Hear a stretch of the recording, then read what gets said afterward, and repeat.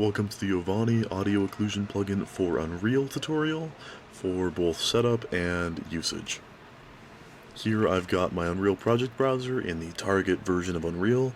This can be anything above 5.1.1, however, I'm just going to use 5.1.1 for this example. Additionally, you should have this zip folder, Audio Occlusion Plugin Unreal version.zip. Open it up and extract it to a safe place. Then open this with your Unreal project browser. Click Browse, navigate to the folder, and then double-click on the U project file to open it up. You should see nothing but one folder, the Audio Occlusion plugin. To install this within your current project, just right-click on it, press Migrate, make sure it's got everything selected, press OK, and then navigate to the content folder for your target project that you'd be installing this into. However, I currently don't have one since I'm just showing off the plugin, so I'm going to press cancel. But you would find your content folder and press select folder. This plugin primarily adds one main blueprint, the occluded audio blueprint scene component. Scene components can be added to actors, whether within the actor's blueprint or within a level. I'm going to add it to an actor in this level just to demonstrate simple usage. Here's a new actor, and I can drag and drop it right in.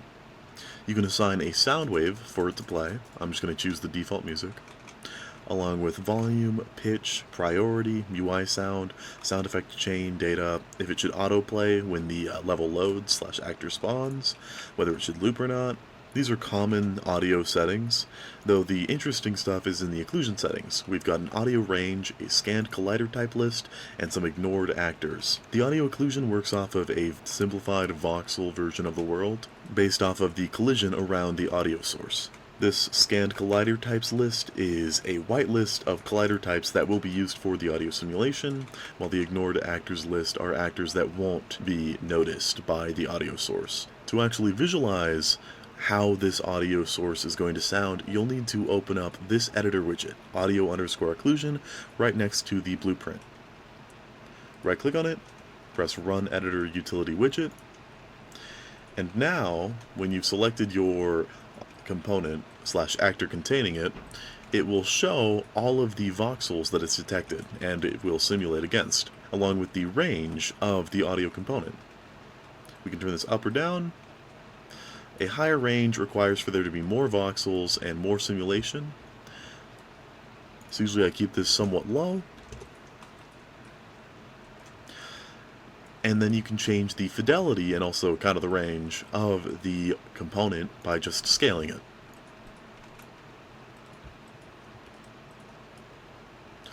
I'd say for this one I'd do like a 1.5 scale, and then I'd double the range. And now this whole scene mainly is going to have occluded audio for this component. If I, the player, were back here, it would both muffle and filter the audio source correctly based off of the indirect and direct distance. The plugin also has an example scene with an audio occlusion plugin, example, and then example.umap. I'm just going to run through the example real quick to show off what the plugin does.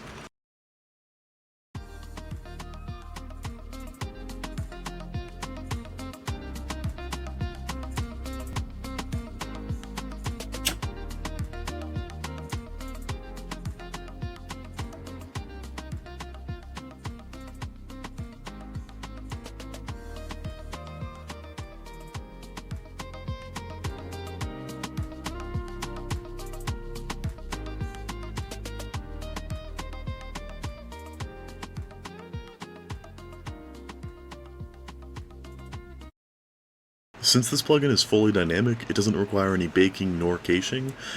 It'll just work immediately with whatever scene you place it in. Thanks for checking out our plugin, and best of luck to you in your game.